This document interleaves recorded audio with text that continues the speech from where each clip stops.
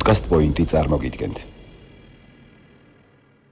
ჩემზე ძალადობდნენ. დატოვების მომენტი გახსოვს? დედაჩემა დამტოვა და უკან მოუხედავად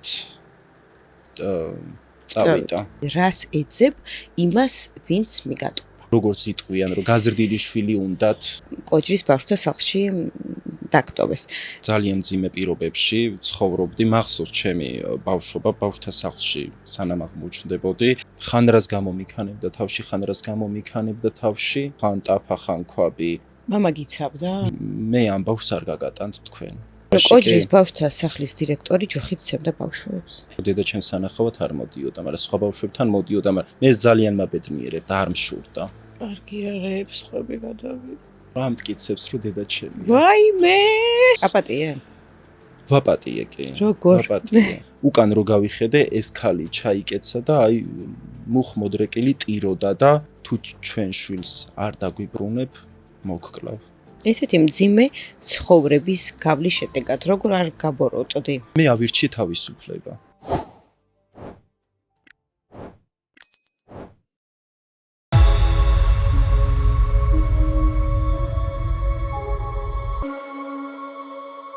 მოგესალმებით, თქვენ უყურებთ პოდკასტ ვეძებ. დღევანდელ ჩვენ სტუმარს საზოგადოება ძალიან კარგად იცნობს მისი პოზიტიური და დადებითი იუმორით ახსავსე ვიდეოებიდან გამომდინარე. თუმცა, ცოტამ თუ იცის მისი სევდიანი ბავშვობის შესახებ და ცოტამ თუ იცის, რომ ის 4 წლის ასაკში მშობლებმა კოჯრის ბავშვთა სახლში დატოვეს.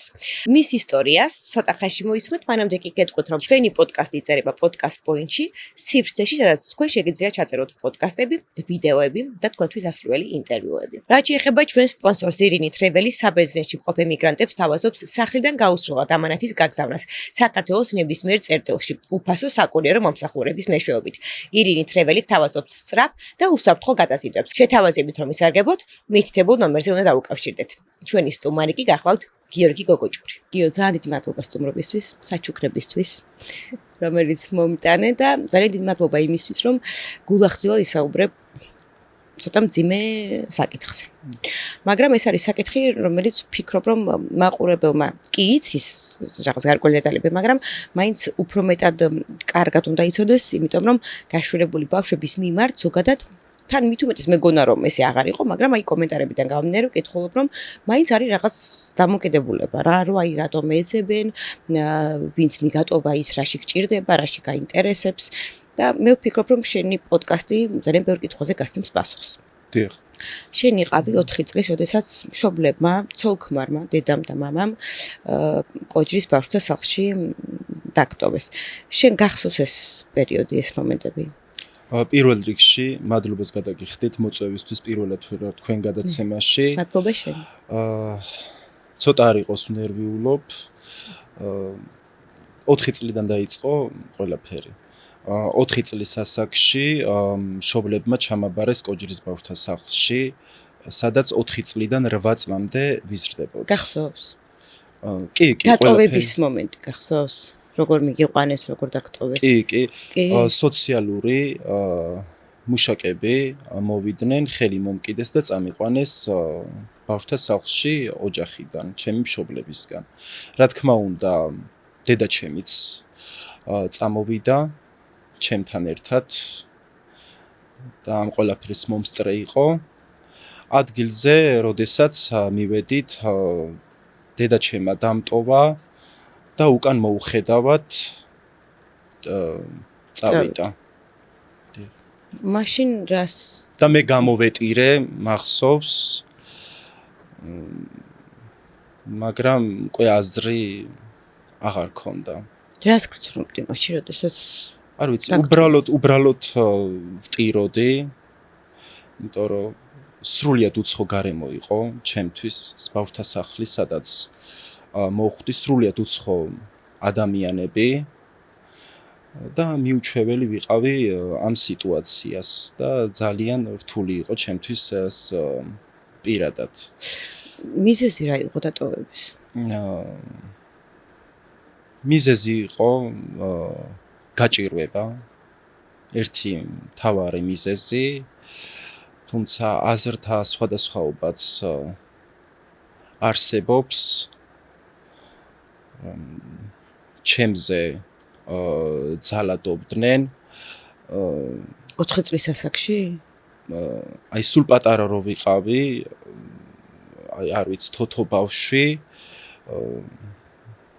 თურმე ჩვენი ოჯახიდან ხმები გადიოდა, ჩემი ტირილის ხმები, ჩხუბის ხმები, მე არ ვიცი, მე არაფერი არ მახსოვს, მედია ეს სიმართლეს არ შეესაბამება. დღესდღეობით სრულიად ჯანსაღი ნორმალური კარგი ფსიქიკური მდგომარეობა მაქვს. კი, ბავშვი ხო არ ჩამოართვეს შემშობლეებს ამ ძალადობის გამო თუ საკუთარი ნებით დაგთმეს? მაშინ როგორც მახსოვს და ვიცი, სახელმწიფო მოვიდა ჩვენ ოჯახში და სახელმწიფოს გადაწყვეტილებით მოხდა, ეგეც მთავარი მიზეზი არის, სახელმწიფოს ხელშეწყობა იყო. შემდეგ სოციალურ სააგენტოს დაუკავშირდნენ, სოციალური მუშაკები მოვიდნენ და ესე აღმოჩნდი ბავშვთა სახლში. მე როგორც მოვისმინე, ფინანსური მდგომარეობის გამო მოხდა ოჯახიდან წამოყვანა. ერთი ნათესავი ახლობელი არ აღმოჩნდა ისეთი, ვინც თუნდაც ფინანსურად აი საკვების თანხით დაეხმარებოდა შენ ოჯახს, რომ შენ არ მოხვედრილიყავი ბავშვთა სახლში. ჩვენ უბანში ერთ-ერთი ყველაზე გაჭირვებული ოჯახი ვიყავით. ძალიან მძიმე პირობებში ცხოვრობდი, მახსოვს ჩემი ბავშვობა ბავშვთა სახლში, სანამ აღმოჩნდებოდი, რომ ქუჩა უბან ჯარც ვაგროვებდი. 4 წლის ასაკში? კი, ბავშვთა სახლში ჩაბარებამდე. ბაღის პერიოდიც მახსოვს, ეს იყო სწორედ ბაღის პერიოდი. ხო და შეიძლება ეხლა ვიღაცამ თქვას, რომ 4 წლის ასაკში როგორ შეიძლება ესეთი რაღაცები ახსოვდეს ადამიანს, მაგრამ აი მეც მახსოვს და სხვათა შორის სტუმარი ყავდა ამას წინათ, სტუმარი, რომელიც მუშაობდა ზუსტად გაშულებულ ბავშვებზე და მან თქვა, რომ გაშულებულ ბავშვებს განსაკუთრებით სხვანაირი მეხსიერება აქვს და ახსოვს ესეთი რაღაცეები, რაც არ უნდა ახსოვდეს წესითო. ხო და ამიტომაც არ მიყვარს ახლა შენ რომ ამ ყველაფერს ყვები. კოჯრის ბავშვთა სახლში რა მდგომარეობა იყო და მართლა იყო თუ არა ისეთი გაუსაძრესი სიტუაცია, ძალადობები თუნდაც, რასაც ყვებიან ბავშვები. დიახ, კარგი შეკითხვა. მოკლედ, კოჯრის ბავშვთა სახლში ძალიან დიდ ყურადღებას გვაქცევდნენ. ყავდნენ მასწავლებლები, მე დავდიოდი სკოლაში და საშინაო გაკვეთილების კუთხით მამზადებდნენ მასწავლებლები ბავშვთა სახლში. ძიძებიც ყავდა, რომლებიც ღამე გვაწინებდნენ. იყო 4ჯერადი კვება. ნორმალური კვება იყო, დიახ, კარგი კვება იყო. ჩაცმითაც ყველა მხრივ, რა თქმა უნდა, უზრუნველყოფილები ვიყავით სახელმწიფოს კუთხიდან ვიყავით თითოეული ბავშვი დაფინანსებული. რაც შეეხება ძალადობის ფაქტებს, იყო რამოდენიმე შემთხვევა ძალადობის ვისი მხრიდან? კონკრეტულად ბავშვთა სახლის დირექტორის მხრიდან და დირექტორის მოადგილის მხრიდან. არ ვიცი, ქუჩაში რო შემხვდებიან რა პასუხს გამცემენ. არ შეხვედრილ ხარ? არ ვიცი, არ შეხვედრილ ვარ, მაგრამ თუ შემხვდებიან აუცილებლად გავახსენებ. რაში გამოიხატებოდა ძალადობა? რაში გამოიხატებოდა და აი თუ მაგალითად ლოგინს არ ავალაგებდით, თუ მაგალითად აი რაღაცას გავაფუჭებდით. რაღაც გაფუჭებაში რა იგულისხმება, რა შეიძლება გაფუჭოს ბავშვმა? მაგალითად გავიხსენებდი, რომ გამიფუჭდა ონკანი. დიახ და არა შეგნებულად და არა სპეციალურად. არა, სრულიად შემთხვევით და რასაც ვქეთ, დაიტბორა იქაურობა. ხო და რა თქმა უნდა, ეხლა ეს დირექტორმა გაიგო და დამიბარა დირექტორმა და ხელში ეჭირა დიდი ჯოხი და რამოდენიმეჯერ მომარტყა, მაშინ მახსოვს ტირილი დავიწყე და რა თქმა უნდა, არავისი იმედი არ მქონდა ეხლა დახმარების ამ ანუ შემთხვევაში კოჯრის ბავშვთა სახლის დირექტორი ჯოხით ცემდა ბავშვებს.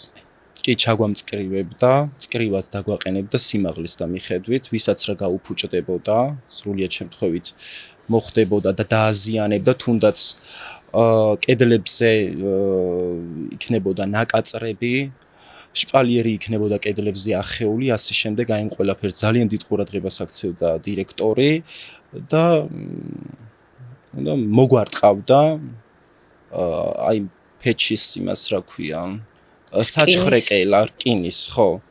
ეს სწორედ მაგას იყენებდა სადამსჯელოდ ასე ვთქვათ. ყველა ბავშვზე ვრცელდებოდა სადამსჯელო. ყველა ბავშვზე, არა მარტო ჩემზე. თუმცა ბავშვებს შორის არ იყო იქ ჩვენ შორის ბავშვებს შორის არ იყო აი პირიქით ეხლა მე ძალიან პატარა ვიყავი იქ უფროსი ასაკის ბავშვებიც იყვნენ რომლებიც ძალიან მიცავდნენ პირიქით და ყველა ერთ მუშტად ვიყავით შეკრულები ერთმანეთის გვერდში ვიდექით კარგი დამოკიდებულება ქონდა ბავშვებს ერთმანეთის მიმართ იმიტომ რომ ძალიან გვესმოდა ერთმანეთის ერთ პალატაში გვეძინა 6 ბიჭს გოგოები ცალკე იყვნენ, ბიჭები ცალკე ვიყავით ჩვენ და დაახლოებით 100 ბავშვამდე იყო ბავშვთა სახლი გათვლილი, დიახ. სხვა ბავშვებს აკითხავდნენ მშობლები? კი. კი აკითხავდნენ. და როცა მოდიოდნენ სხვა ბავშვის მშობლები სტუმრად ბავშვთა სახლში, თქმა უნდა, მეტირებოდა აი ჩუმად გავიდოდი ტირილს ვიწყებდი გამოვიკეტებოდი ოთახში იმიტომ რომ დედა ჩემს სანახავად არ მოდიოდა მაგრამ სხვა ბავშვებთან მოდიოდა მაგრამ მე ძალიან მაბედნიერებდა არ მშურდა ძალიან მიხაროდა არასდროს არ მოსულა შენი მშობლები ერთხელ მოვიდა ერთადერთხელ დედა ჩემი მახსოვს იმის მერე მართლა არ მოსულა და მამა ვიცი აღმზრდებისგანაც ბავშვთა სახლის აღმზრდებისგან რომ დედა ერთხელ იყო იმის მერე აღარ ყოფილა ჩემს სანახავად ბავშვთა სახლში. მამა მაგ პერიოდში იყო სამწუხაროდ დაჭერილი, იმედია არ მიწყენს. მოდი დეტალებში არ ჩავიდეთ რატომ იყო დაჭერილი ეს მისი პირადი ამბავია. კი ბატონო, მისი პირადი ამბავია რა თქმა უნდა და რა თქმა უნდა უდანაშაულო იყო დაჭერილი ცილის წამებით. და დედა რატო არ მოდიოდა? მე როგორც გავიგე შიდა სამზარეულოში დირექტორისგან, მასწავლებლებისგან არ უნდოდა ჩემი ნახვა და როცა ურეკავდნენ დედა ჩემს, მე არ მინდა ჩემი შვილის ნახვა, ამას პასუხობდა. მე არ მინდა ჩემი შვილის ნახვა. და ჩემი შვილის დაბრუნება მე ეს ინფორმაცია ნუ წლების მერე მომივიდა. ეხლა ცოტა გადავახტები კითხვას. შენ ნახე ბიოლოგიური დედა. ამაზე მე ვისაუბროთ. უბრალოდ მაინტერესებს არ გიკითხავს რატომ არ მოდიოდა? მე კითხავს, მაგრამ გაჩუმდა, პასუხი არ ქონდა ამაზე. ცდილობდა რომ სხვა თემაზე გადაეტანა საუბარი. თავს იკავებდა ამაზე საუბრისგან. კარგი უკან გადმოვიდეთ. კი ბატონო. 8 წლის მერე, როდესაც მოხდა ბავშვთა სახლების დახურვა, შენ გაგანაწილეს ერთ-ერთ სახელმწიფომ გამოყო ქალბატონო თამუნა მიმღები ოჯახები. ჩემ შემთხვევაში მიმღები ოჯახი გამომიყვეს. სხვათა შორის ეს ქალი, რომელიც ჩემს ცხოვრებაში გამოჩნდა 8 წლის ასაკში, არ ყავდა შვილები, არ ყავდა მეუღლე. შვილები გარდაცვლილი ყავდა, მეუღლე გარდაცვლილი ყავდა, დაქრუვებული ქალბატონი იყო, მარტო ცხოვრობდა და უნდა ძალიან დიდი სურვილი ჰქონდა, რომ ბავშვთა სახლიდან ბავშვი აეყვანა და სწორედ მე შევხვდი და ძალიან დიდი სურვილი გაუჩნდა და ძალიან დადებითად განეწყო ეს ქალბატონი. უმრავლესობა ბავშვების ნაწილის დაბრუნდნენ ბავშვთა ოჯახებში. მოვიდნენ მშობლები და დაიბრუნეს ბიოლოგიურ ოჯახებში და მე ისე აღმოჩნდა რომ აი ამ ქალბატონს მიმაბარეს. წაიყვანა ამ ქალბატონმა ამ და არა ქალბატონმა ოჯახ. ხო, ამ ქალბატონმა წამიყვანა ბორჯომის რაიონის. შენ დედას. კი, მანდამდეც მივალ ბორჯომის რაიონის დაბა ახალდაბაში ცხოვრობდა და სწორედ 8 წლის ასაკში, როდესაც წამიყვანა, 8-დან 15 წლამდე ცხოვრობდი ამ ქალბატონთან, პედაგოგი ხალი იყო. რა თქმა უნდა, ჩემს გაზრდაში, იქ ცხოვრების პერიოდში, 8 წლის ცხოვრების პერიოდში, ერიცხებოდა ჩემზე ზრუნვაში სახელმწიფოს მხრიდან თანხა, ფინანსები.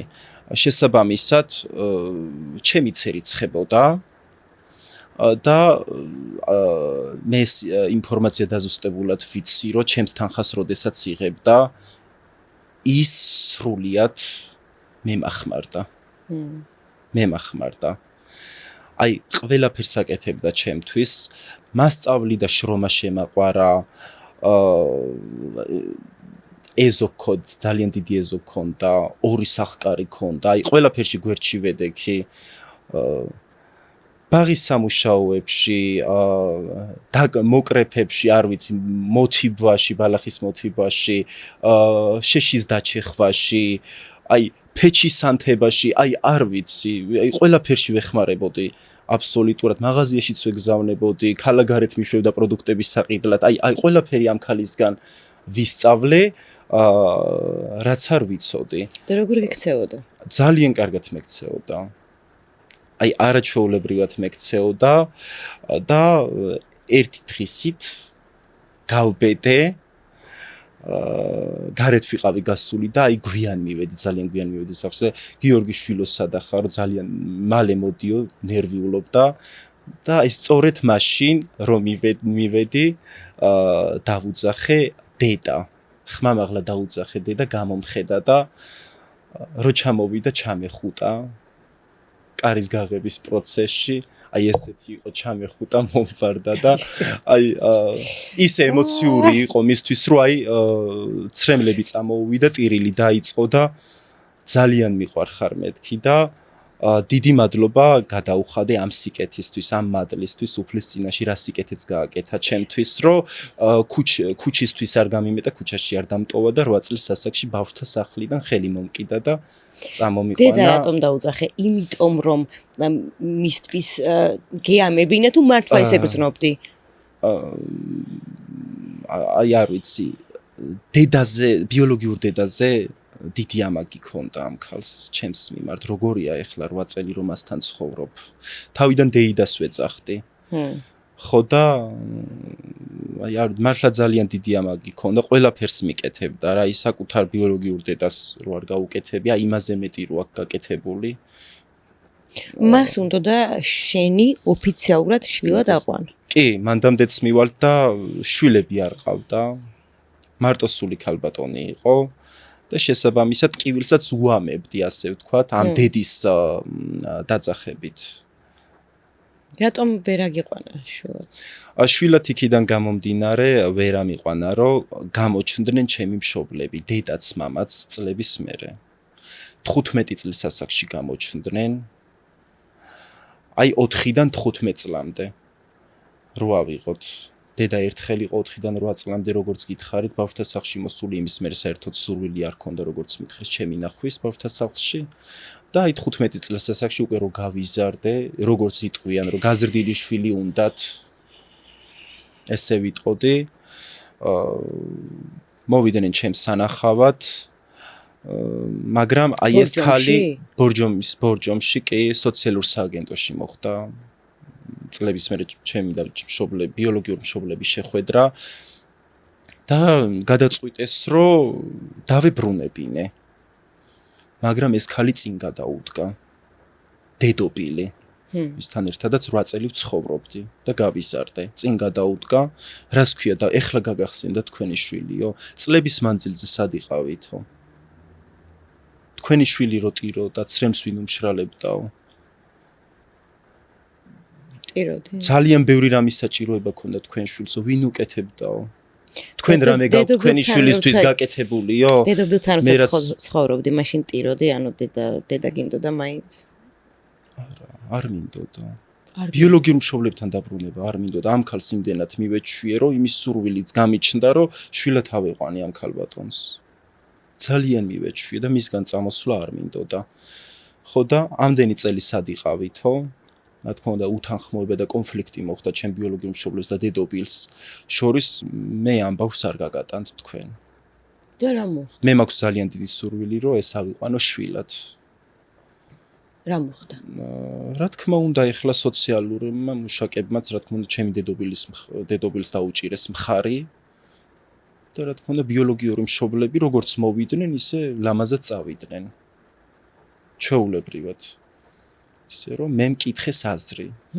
ვისთან გინდა? სად გინდა? გადაწყვიტე. მე დედოფილი ავირჩიე, იგივე დედა.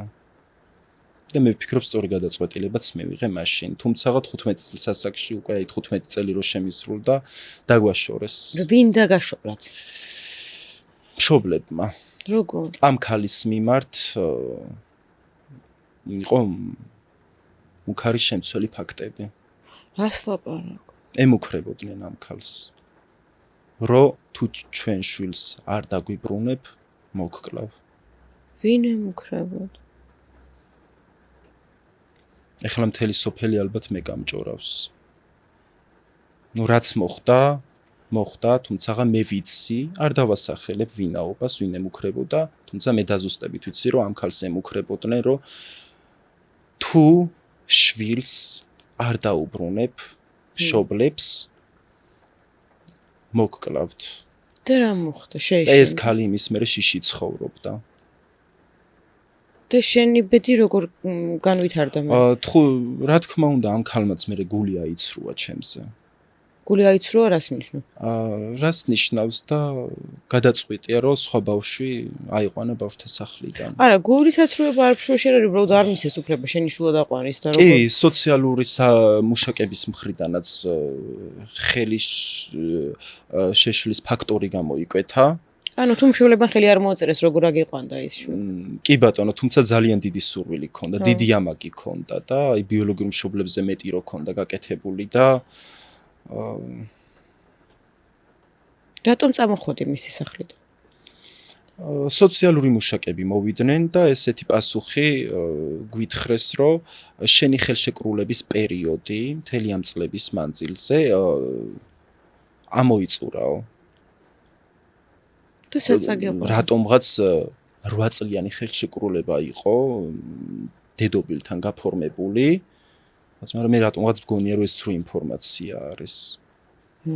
დარწმუნებული ვარ, შესაძლებელი იყო, რომ 18 წლამდეც მეც ესე მგონია. გამეგრძელებინა მაგალთან ცხოვრება, მაგრამ არ მისცეს ამის საშუალება, მაგრამ ვისი მხრიდან როგორ რანაირად აი მართლა აი არ ვიცი, აზრთა სხვადასხვაობა არსებობს რა.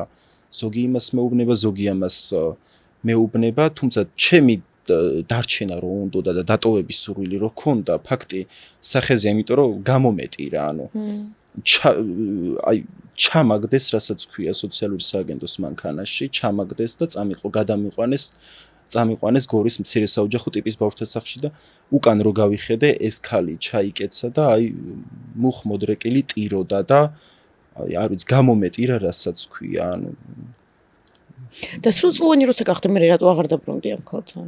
იქიდან გამომდინარე არ დავბრუნდი, რომ მან ბავშვთა სახლიდან აიყვანა ბავშვი, გაიფორმა შვილად და მასთან ერთად გააგრძელა ცხოვრება და მე რატომღაც გული დამწყდა, გული მეტკინა ძალიან. თუმცა ძალიან დიდი მადლი და სიკეთე გააკეთა და თუმცა ჩვენ გვაქვს შორიდან სატელეფონო კავშირი, მე არაერთხელ ჩავსულ ვარ მის სანახავად და ყურადღება გამომიჩენია და ეს ძალიან ბევრს ნიშნავს. პირიქით ძალიან დიდი მადლობელია, რომ შორიდან მაინც ვკითხულობ, ჩავდივარ, ვნახულობ. მცირე საოჯახო ტიპის სახლში როგორი სიტუაცია იყო, რამდენი ბავშვი ცხოვრობდა? გორის მცირე საოჯახო ტიპის ბავშვთა სახლი ეს იყო 10 ბავშვზე განკუთვნილი.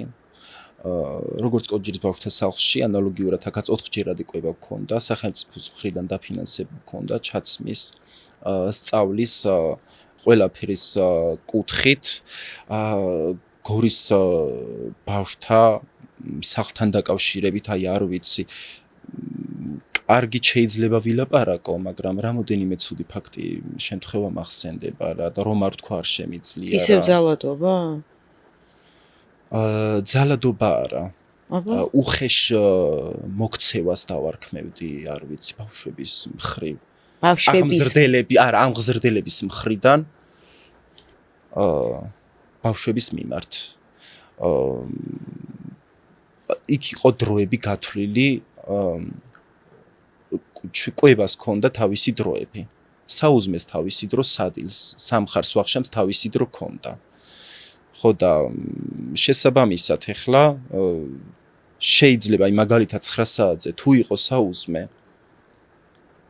ბავშვმა გაიღვიძა 10 საათზე. ანუ შენ ზუსტად 9 საათამდე უნდა გაიღვიძო, მოწესრიგ და ჰიგიენა მოიწესრიგო, რომ ზუსტად 9 საათზე შენ მაგიდასთან სხვა ბავშვებთან ერთად დაჯდე. რომ შენი საუზმე მიიღო. და 10 საათზე არაერთხელ გამიღვიძიათ 11 საათზე და უკვე დაგვიანებულზე მე რომ სამზარეულოში შენ კიდე მაღვიძა რა 9 საათზე. ხო მესმის, მაგრამ დაგვიანებულზე მე უკვე სამზარეულოში რომ შევდიოდით, მე პროტესტის გრძნობა გვიჩნდებოდა ბავშვებს, დაგვიანებულზე რომ სამზარეულოში შევდიოდით, რამოდენიმე ფაქტი მახსენდება, რომ ჩვენი საჭმელი ნაგვის ურნაში იყო გადაყრილი. კი, ჩვენი წილი საუზმე. ერთხელ მახსენდება,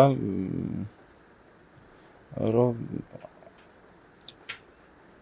არ დავასახელებ იმ ბავშვს. ჩემთან მოვიდა და ძალიან მომშივდა გიო და ფული ხო არ გექნება რომ ასეს ხო? ფული საიდან გქონდათ?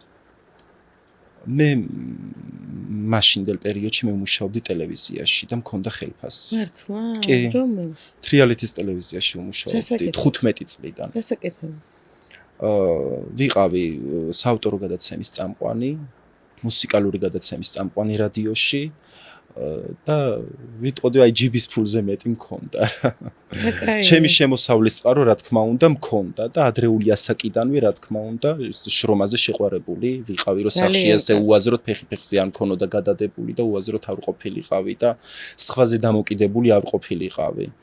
ხო, იმიტომ რომ მე ვიცოდი რომ 18 წელს რო გავხდებოდი, რა თქმა უნდა. და ამ ბავშვთან დაკავშირებით ამ ბავშვთან დაკავშირებით, ნუ შესაბამისად მე მაშინ არ მქონდა ხელფასი აღებული და უარის თქმა მომიწია ამ ბავშვზე, რომ აი მეთქი არა მაქვს და მაპატიე მეთქი და სამზარეულოში შევიდა, არ იყო დრო, რომ მას მისი წილი სადილი მიეღო. უდრო-დრო შევიდა სამზარეულოში, კარი იყო დაკეტილი, გააღო ეს კარი, მაცივარი გამოაღო. დაჯდა მაგიდასთან ჭამა დაიწყო და ამღზრდელმა წაასწრო ფაქტზე. და საჭმელი გადაუყარა პირიდან გამოაცალა ლუკმა და ურნაში გადაუგდო. კარგი რა რეებს ხვები გადავიდა. ეს ჩემთვისაც არაერთხელ გაუკეთებიათ. რამდენი ხანი ხავი აქ? 15-დან 18 წლამდე. მერე საწახვედი. 18 წლის რო გავხდი, თბილისში გადმოვედი საცხოვრებლად. თბილისში გადმოსვლამდე გორის რაიონში ერთ-ერთმა ოჯახმა შემიფარა, კეთილმა ოჯახმა, რომ მე ქუჩაში დარჩენის კანდიდატი ვიყავი.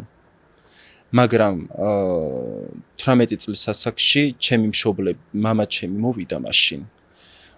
და სოციალურმა მუშაკებმა მიიღეს გადაწყვეტილება, რომ მოდი დაგაბრუნებთ მშობლებთან და დავაკვირდეთ, როგორ მოგექცევიან.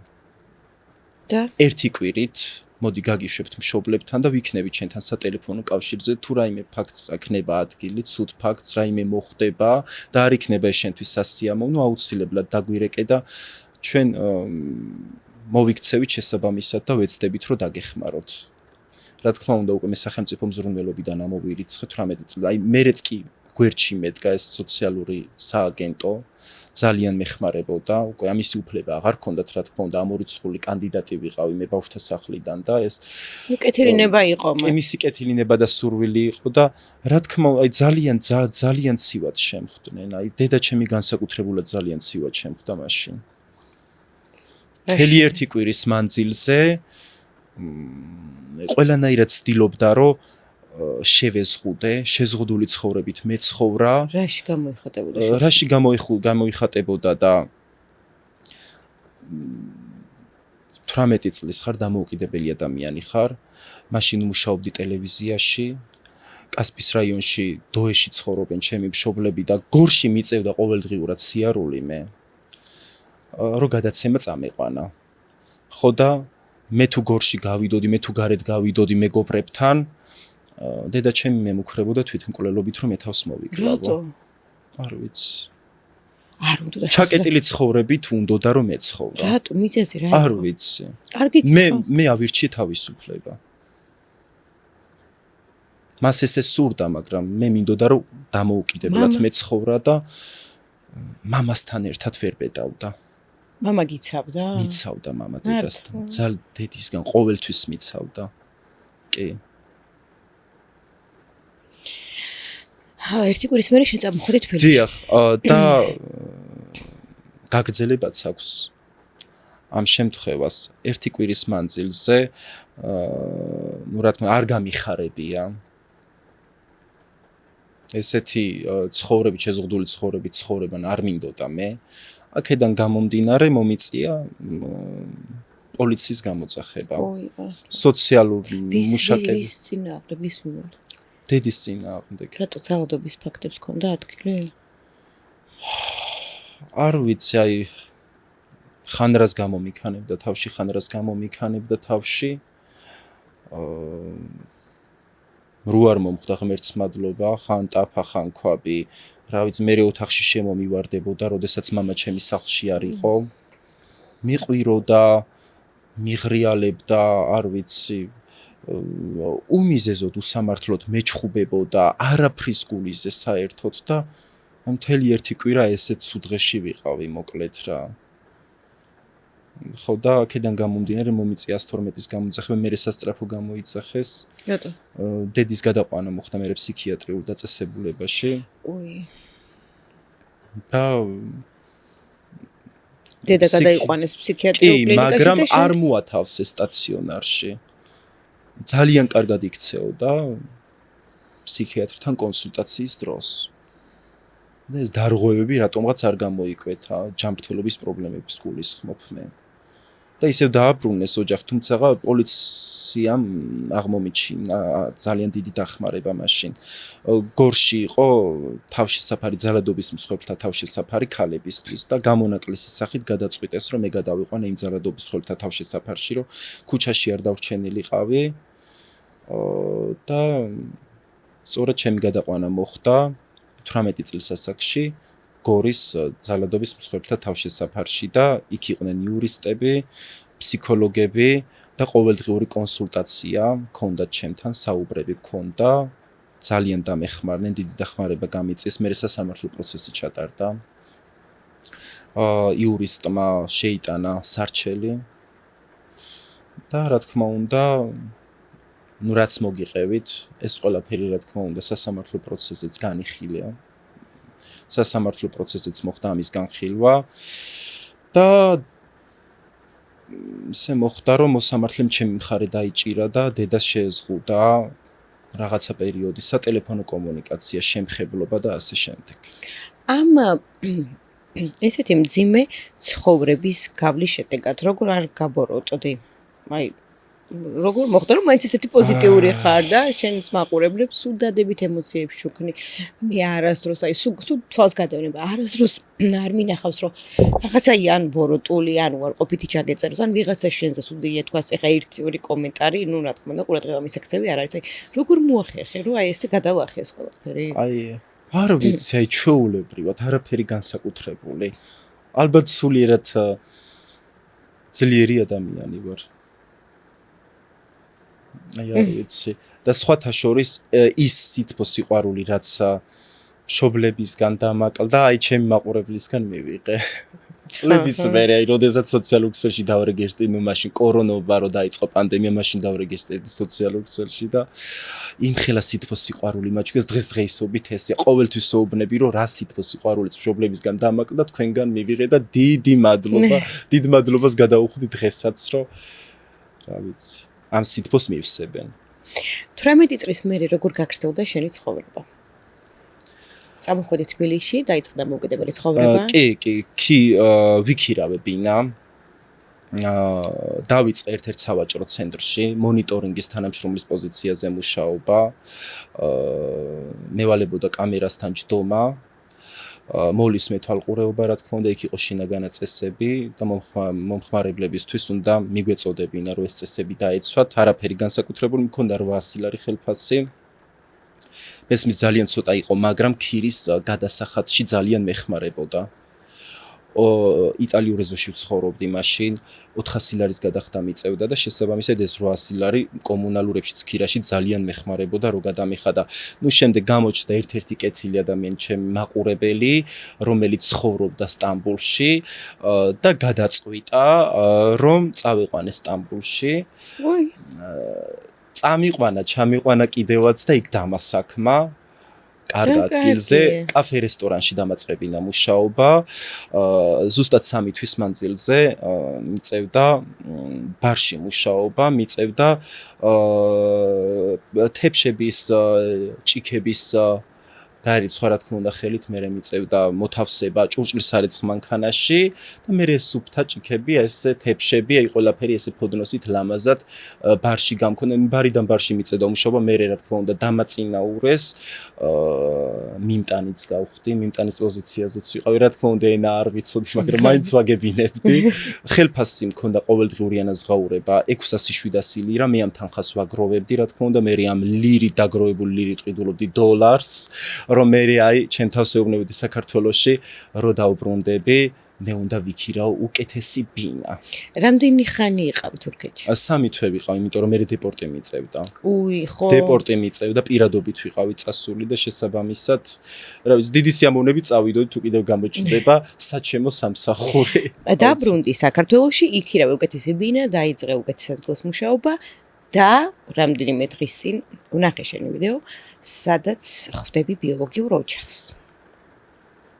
აი ეს მომიყევი ხა, აი ამდენი წლის, რამდენი წელია გას, ეხლა რამდენი წლის ხარ? ეხლა ვარ 23 წლის. აი ამ წლების 6 წლის შემდეგ. აი ძალიან მიყვირს აქამდე როგორ მოვედი მართლა. ალბათ კეთილი ადამიანების დახმარები და გვერდში დგომით, თორემ მარტო ძალიან გამიჭირდებოდა მე. რა თქმა უნდა. მაგრამ როგორ გადაწყვიტე, რომ კლავაც აი ამ ყველაფრის მერე გადაკეთდა ნაბიჯი და შეხვედრილი ყავი ბიოლოგიურ ოჯახს. თან იცი მე რომ ნახე ჩემი ვიდეო ისეთი გაფრწყნებული თვალები ქონდა, ისე გიხარო და ამათი ნახვა რომ თითქოს ის ყველაფერი არ ყოფილა შენ ცხოვრებაში რა. აი მაყურებლები ხშირად ამბობენ ხოლმე რომ რას ეძებ იმას ვინც მიგატობა, რა თქიდა, რატომ გადადგი ეს ნაბიჯი? ეს არის ერთ-ერთი ჩემი აუცილებლად უნდა ვთქვა, ერთ-ერთი ჩემი უახლოესი ნათესავის დამსახურება იზა შაქარაშვილის და დიდი მადლობა მინდა გადაუხადო, იმიტომ რომ ამ საკითხში მან ძალიან დიდი როლი ითამაშა და ხშირად გქონდა მე და იზას ბიოლოგიურ მშობლებზე საუბარი. ჩვენ ოჯახს დღესდღეობით გვერდში უდგას და ნუ ბავშვთა სახლში სანამ ჩამაბარებდნენ, იზა სწორედ ის ადამიანი, რომელიც ჩვენ ოჯახს ძალიან ეხმარებოდა საკვებით ყველანაირად ფინანსურად და ის წამოყვა. კი, ის წამომყვა მშობლებთან. იზას უთხარი, რომ მე შენს გარეშე ვერ გავბედავ, მარტო არ შემიძლია, რამე არ მოხდეს, ან ცუდად არ შემხვდნენ, რაღაც აგრესია არ წამოვიდეს. შენი ინიციატივა იყო? იზას ინიციატივა იყო. ხო. იზას ინიციატივა იყო, კი. ჩემი არა. მე არ მქონდა სურვილი შეხვედრის. ამ ყველაფრის მე რაც მოუყევი. და რატომ გაგიჩნდა მე სურვილი? რატომ გამიჩნდა და ისეთ ასაკში არიან? რომ ღმერთმა დაიფარო დიდხანს აცოცხლოს უფალმა, ჯანმრთელები იყვნენ, კარგად იყვნენ და აი მართლა რო გაუჭirdეთ ან რაღაცა რო დაემართოთ და აი რო აღარ იყვნენ და რა ისეთი ფიქრები მიტრიალებდა თავში რომ მე ხო ეს უფრო ცუდად გამოვიდოდა ძალიან. ვისთან? საზოგადოებასთანაც. საზოგადოებასთან თუ საკუთარ თავთან? შეხო საზოგადოების გამო არ გადაიდგავს ეს ნამი. საკუთარ თავთანაც კი და გამართლება არ ექნებოდა ამას. გამართლება არ ექნებოდა და მეც ვერ მოვისვენებდი.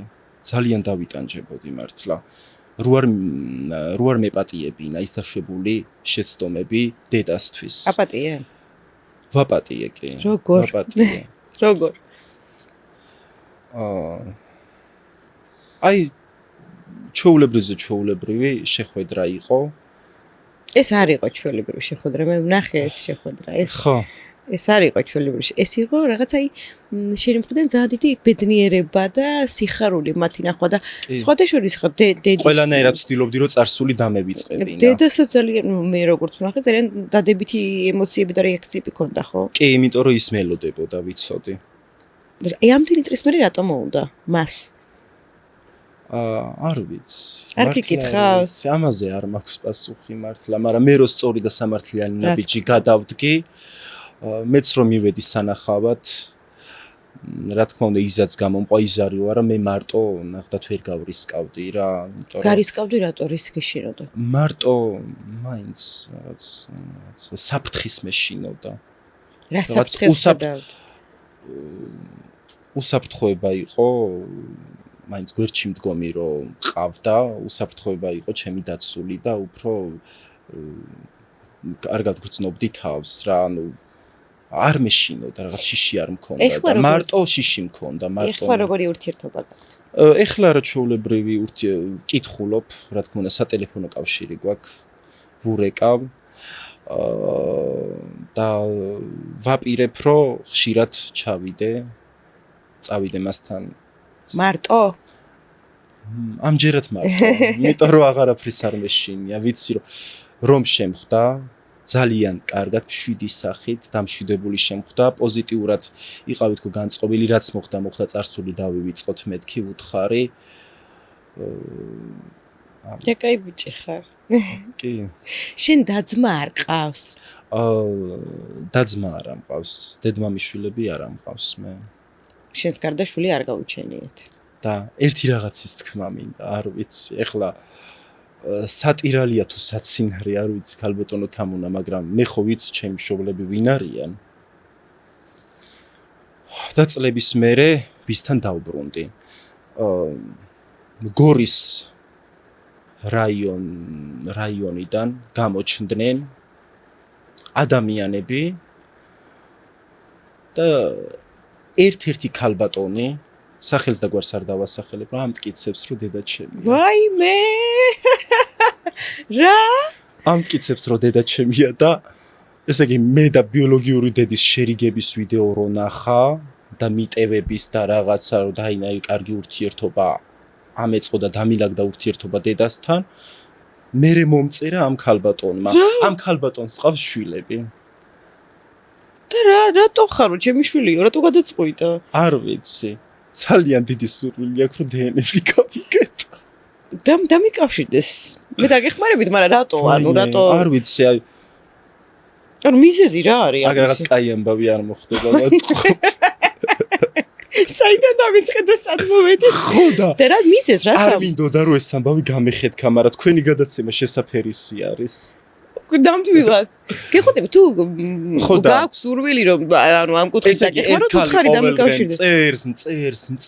წერს და არა ჩერდება თან იმხელა ტექსტებს რომ ვეფქვის ყავსას მიწერს და რა გავაკეთე აი შილო დაგვიბრუნდიო შენზე ტირილში ვათენებთ ვაღამებთო და ძალიან გვიყვარხარო და რა ვიცი და ჩვენ ვარ ჩემი მშობლებიო და კაცო 4 წლის ასაკში მე ხო მახსოვს ვინ ჩამაბარა ბავშვთა სახლში დაცა ყავსო ძმაცა ყავსო ეს ქალი მიმტკიცებს და დედა ჩემი არის შაქარაშვილი გვარად, მამა ჩემი გოგოჭური. დედის გვარზე ვიყავი ერთი პერიოდი, მერე მამამ გოგოჭურზე მის გვარზე გადამიყვანა ქალბატონო თამუნა და ეს ქალბატონი არის ტაბატაძე. ხო, არა, მაშინ რანაირად ახლა სოციალურ მუშაკებს ხო ახსოვთ? მე დეიდაშვილებთან სანათესაოსთან მაქვს კავშირი. მე დაუკავშირდი და ვკითხე და კასპის საავადმყოფოში ჩემს ბიოლოგიურ დედას ვისაც შეურიგდი თავზე ვედექიო დეიდა ჩემა ესეთი პასუხი გამცა და მე ალბომებიც მაქვს ნანახი დათვალიერებული რომ სწორედ ვისაც შეურიგდი ხო რა თქმა უნდა მაშინ ბიოლოგიურ დედასთან ერთად ვარ იმ ალბომებში რა თქმა უნდა გადაღებული მე სურათებში ხო ნუ მაშინ გამორიცხული ბავშვთა სახლშიც ვინ ჩამაბარა მახსოვს და ეს ქალი არ ვიცი საიდან დამიკავშირდეს და მოვიდა გავესაუბრები შეიძლება შვილს ეძებს უბრალოდ ხო და ვიღაცას ასკარად მამს გავსებს არ ვიცი ალბათ ხო ფაქტია რომ რაღაც ეშლება და დაგვიკავშირდით ქალბატონო მაგრამ ამ საქმეს ესე არ დავტოვებო მეუბნება და მივხედავთ ამ საკითხს მედია თქვენ მაინც დაეხმარებით იმიტომ რომ რა თქმა უნდა მე ვიცი ვინც არიან ჩემი მშობლები უკვე მიუტევე დედას შეურიგდი არაჩვეულებრივი ლამაზი ურთიერთობა გვაქვს და გიო პოდკასტის ბოლოს მინდა იმ მაყურებლებს მიმართო და პასუხი გასცე რომლებიც ჩვენზე გაშულები ბავშვებზე წერენ რომ აი რას ეძებ იმას ვინც მიგატყვა რატომ უნდა ვეძებოთ და რატომ უნდა ვნახოთ ის ვინც მიგვატყვა აი ჩემო მაყურებლებო შეგიძლია ესე დაიწყო არ ვიცი ჩემ შემთხვევაში ალბათ მე ფიქრობ როგორც მე მოვიქეცი და წლების მერე გადავწყვიტე რომ საკუთარი დედისთვის მიმეტევებინა იმ დაშვებული შეცდომებზე რაც ჩემს მიმართ ქონდა დაშვებული შეცდომები მეპატიებინა რა ვიცი ფიქრობ მაინც რომ არ ვიცი ყველას მსგავსი სიტუაცია არ აქვს როგორიც მე მქონდა ეხლა ხო მაგალითად შეიძლება სხვას უფრო ცუდი სიტუაცია ქონდეს და აქედან გამომდინარე მე მაინც ვურჩევდი რომ როგორც მე მოვიქეცი აი ეს ნაბიჯი გადაედგათ აპატიონ შეუნდონ დიახ რა ვიცი ძალიან დიდი მადლობა შენ სტუმრობისთვის და ბოლოსკენ მინდა რომ შენი TikTok-ის ვიდეოებზე გითხრა 1-2 სიტყვა. დიახ. აი როგორ გახდი ესეთი ცნობადი განსაკუთრებით პატარა თაობაში, იმიტომ რომ ვინც გაიგო ეხლა ჩვენმა შვილებმა რომ აი გიორგი მოდის, ვაი მე გიორგი. როგორ დაიწყო ეს TikTok-ის ისტორია? აი კორონობა პანდემიის პერიოდი რო დაიწყო უკვე, მაშინ ჩემი მეგობრის რჩევით და ავდექი და მეც დავრეგისტრირდი TikTok-ზე. როგორია ეხლა რომ სულ თავიდან რომ გვერდიც არიელია, არაფერი არ გიდევს, 0 გამომწერი ყავს. არავინ არ გიცნობს და სხვათა შორის ვაღიარებ რომ ბავშვობაში ვიყავი ძალიან ამბიციური ბავშვი. მე რო ტელევიზორში ვხედავდი მსახიობებს, მომღერლებს რაღაცა მეც მინდოდა რომ ყოფილიყავი მათ ადგილზე. მაგრამ მე უბრალოდ ესე ვიჭექი და ვუყურე სახლიდან ეს ხო და მინდოდა რომ მეც ცნობადი გამხდარიყავი რომ ქუჩაში გავიდოდი და ვეცნე ხალხს რატომღაც მაგისი ამბიცია მქონდა მე ვფიქრობ ცუდი არაფერი არ არის ამაში რაღაც ხო დღესდღეობითაც რომ ცნობენ ძალიან მაბედნიერებს პირიქით ხალხის სითბოს სიყვარულით მხდება რა თქმა უნდა და მაგ ხალხის სიყვარული და იუმორისტული ჟანრის ვიდეოების გადაღება დავიწყე და ძალიან დიდი გამოხმაურება მოჰყვა. ნუ დავიწყე 20,000 ნახვით და მერე გაბევრდა მოემატა ნახვები, ავედი 100,000, 200, 300, 400, 9 მილიონი და ნუ არ ვიცი. ხო და დღესდღეობითაც საოცრად კარგი ურთიერთობა მაქვს მაყურებელთან და ძალიან დიდი რეიტინგი აქვს შენ სოციალურ ქსელს. ძალიან ბევრი ნახვები აქვს TikTok-ს, Facebook-საც. ძალიან. რატომ? როგორ ფიქრობ?